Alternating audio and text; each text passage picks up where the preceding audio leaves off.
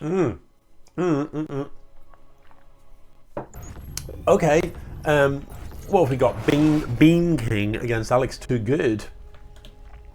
Is he too good? We shall see. But I will be the judge of that. So far, so good for Alex with this supply depot first. Pylon first on the Protoss side. You know, just it's such a great relief in the when you don't know what you're going to get when you cast an EMS game. It's just such a great relief when the openings are this. You know, depot, barracks, gas, perfect. Love it. If this guy goes and scouts, then my day is made. Sorry for I'm like weaving about all over the show here. Does look like it's gonna be Nexus. Is it? BeanKing? You've sent this worker down a bit early. You're not even close to having enough money. No, it's going to be Cybercorp first. And I'm a little relieved about that. I don't mind the Nexus first. I was talking about this in the decider between Crimson Tide and the person Crimson Tide played. Oh, Alex is just working out the buttons, has just scanned his own mineral line. Suspect you meant to drop a mule. Mules are E, scans are C.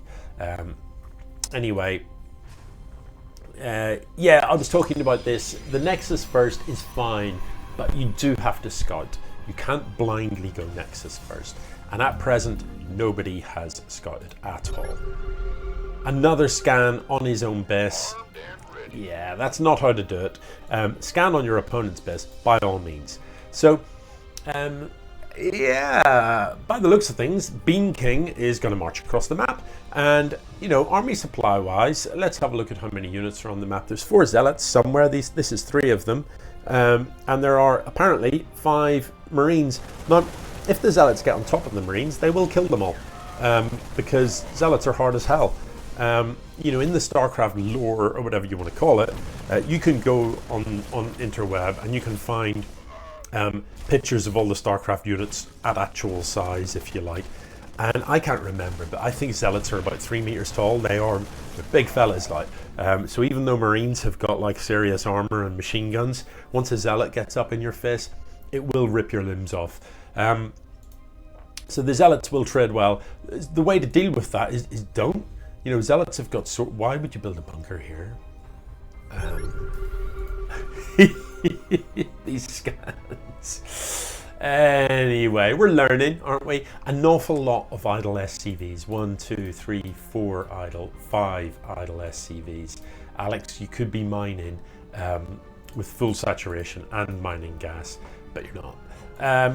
It's BeanKing that has got the expo up and mining. So BeanKing looking okay, but not building workers, which is of some concern. You know, you're 10 here and you're 10 here.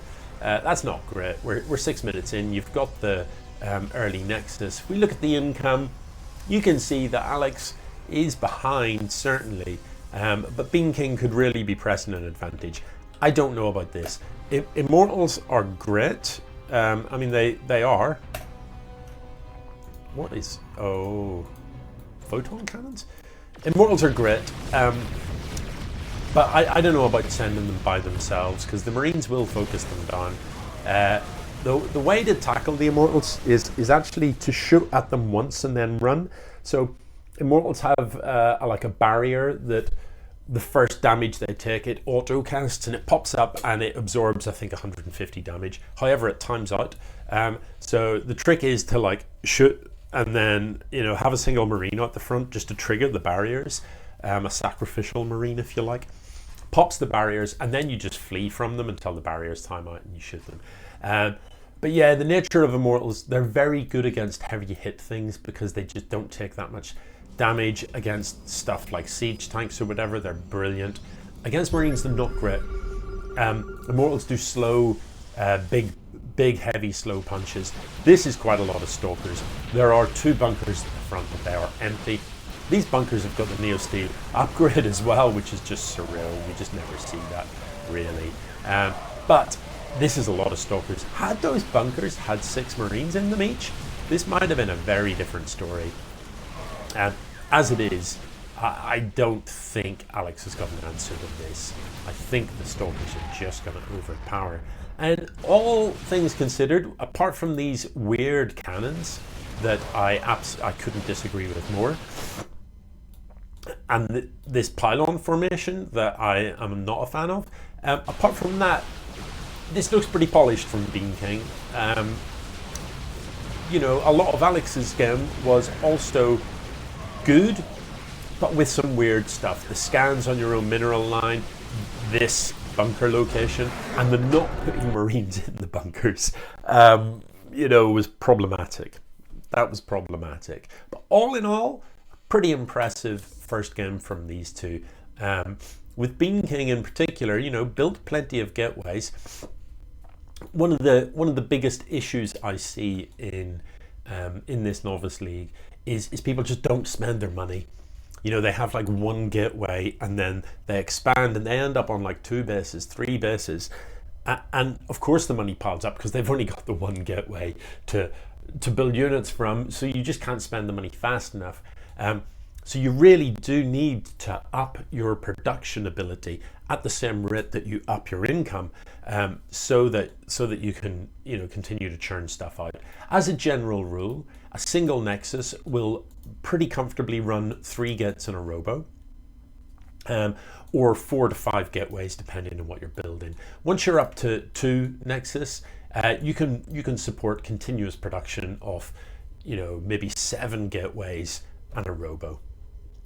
So you have to bear in mind that as you're expanding and as you're increasing your worker count, you also need to increase your ability to turn the minerals, turn the gas into units. And the same goes for Terran. You know, standard Terran builds are things like 211. That's 2 barracks, 1 factory, 1 starport. 211's a good opener, and a single command center can support production of 211. So once you go up to 2 bases, then you want to think about essentially doubling that up. You want to go up to 4, maybe 5 racks. And then depending on what sort of style you're going for, either another starport or another factory, or possibly slightly lower number of factories if you're going extremely marine heavy and you just want some siege tank support, because you need the medevacs for the Marines. So you'd focus on the starports, or if you're going mech, you wouldn't produce any more barracks. You would just go for lots and lots of factories. Yeah. Anyway, GG.